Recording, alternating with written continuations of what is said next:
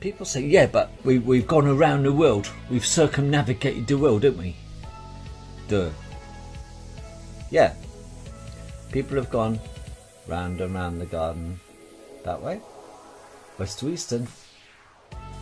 East to west. Nobody has gone north to south. Circumnavigation. I wonder why. Nobody's gone that way round. They've just gone that way round or that way round. It took a guy 3.5 years to go around in the early days in his sailing ship, and he never got past that ice ring. You know, that one round here, the one that is heavily guarded.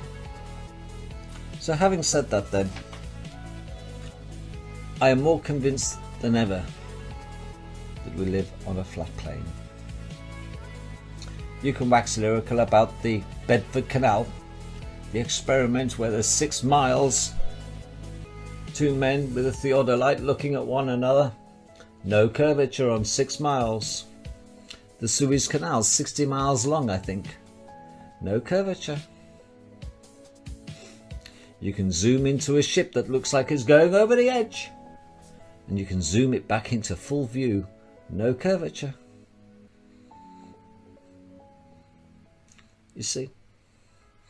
And we're not travelling around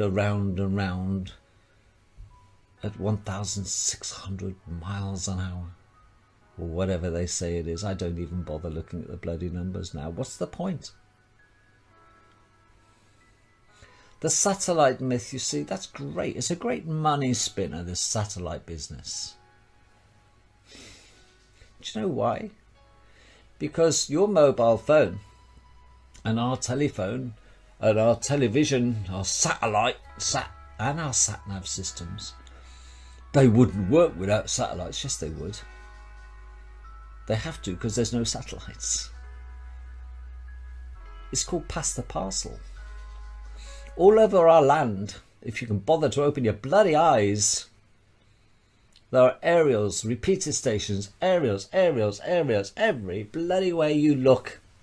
And when you go out of town, there's not that many aerials, you suddenly don't get a very good mobile phone signal, do you? But if the satellite is way up there, you should have a continuously brilliant signal. You don't know, do you? You see? It's past the parcel.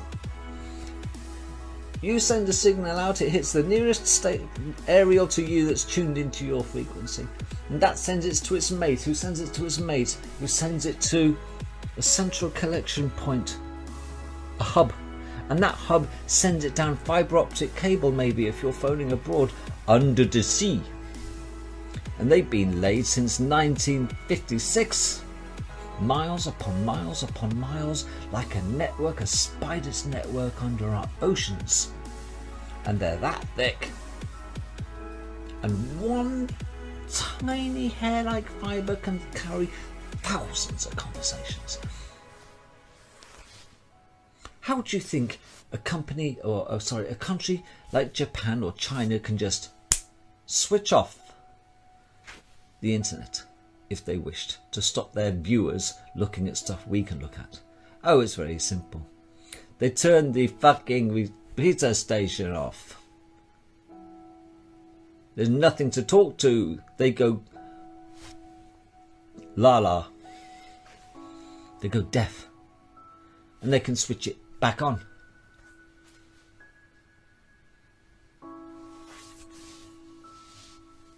Folks, whenever NASA send pictures, NASA, never a straight answer, of our alleged space out there with the ISS and outer space, the moon landings, where are all the satellites?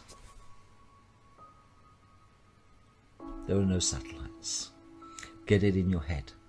Your sat-nav works by repeater stations. Your motorway network speed cameras work by repeater stations. Everything works by radio and bouncing off and using our dome, remember the center parts, or our ionosphere, to bounce. Nobody has managed to break through the firmament to get a rocket up there, number one. Number two is if the rocket technology got through the firmament, because space is allegedly a vacuum, there's nothing for the rocket to push against. So how can it propel itself forward? The best case scenario in a vacuum, it would spin around like a twat and kill the occupants. And then we have the Van Allen belt. Let's not even discuss the Van Allen belt. There's no space travel. Understand that. It's a method that NASA have used to cream off money off the idiots to pay for deep underground military bases. There is a parallel civilization underground, equally as large as America, underneath America. And it ain't for you, and it ain't for me. It's got high speed travel. It's got such technology. They keep it for themselves. We are here at their bidding to serve them. It is them who want to keep it suppressed. It is them who are feeding us full of shit about the occasional picture of Mars. For Christ's sake, we can't get stuff right on this planet. How? We can't take a proper photograph of the Earth? Yet they send back pictures from millions and millions and millions and millions of miles away from fucking Mars. Are you having a laugh? It's a bit like the cobbler's children have no shoes, don't you think? Of course we live on a flat fucking Earth. Finally, you want to know why the tides are not affected by the bloody moon? Another scam and a lie. Because our seas are all connected. And they, if you look in the Bible, and I ain't a religious freak, you don't need to be, there is in the deep oceans of our world a layer of supersaline, and twice a day that rises and sinks. Supersaline and normal saline won't mix. So as the supersaline comes up, like you're breathing, the tides come in. As the saline comes down, the tides go out. Simples. But no, it's not. It's the moon. That is, it's the moon, you moron. Well, listen then. If it's the moon that affects the tides, why doesn't the tides make the non-saltwater lakes of our world have tides? You see, I go fly fishing at Grafham Waters in Cambridge, which is pretty big, and I don't have to worry about the water rising and falling twice a day because it's the moon's coming around and it's the tides coming in and the tides going out. Even the huge lakes of our world, the freshwater lakes of our world, don't raise a bloody millimetre when the tides are coming in and out. How come the moon doesn't affect them? It's nothing to do with the bloody moon, the tides. If you want to know the truth, the sun probably has a little effect on it, but not the moon. The sun is no more than 3,500 miles high, and nor is the bloody moon. The moon is a disc. It is a flat disc. It is not a bloody ball. But I just want to look at the flat Earth. I'm still trying to get my head around it, folks. I'm still learning. I'm still listening to Eric Dubay. And I'm still looking at the preponderance of evidence. But I'm convinced more than ever now. I am not embarrassed now. I've got past that point. I've come out, if you know what I mean. I've come out. It's about, I'm gay. I'm not gay, but I've come out. I'm a flat earther. I'm proud of it.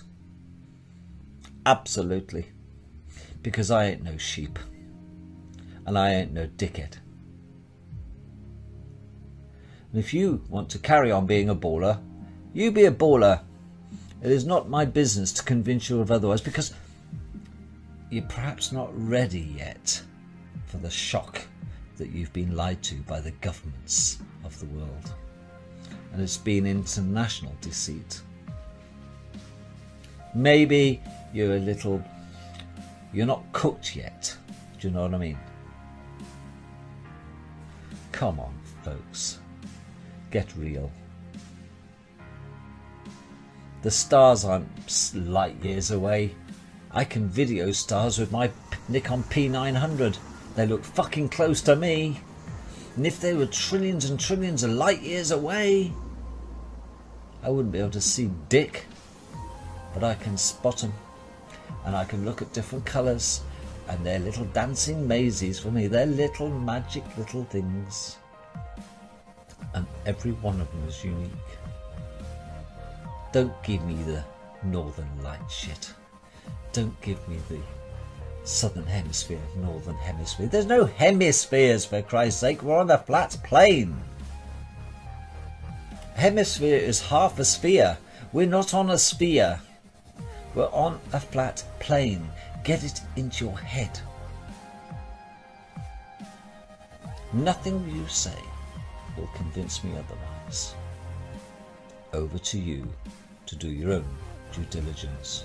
For me, I'm going to go look at my new standard map of the world and marvel at how it is that they've pulled it off on the world's population so beautifully to treat us like fucking morons. Not me.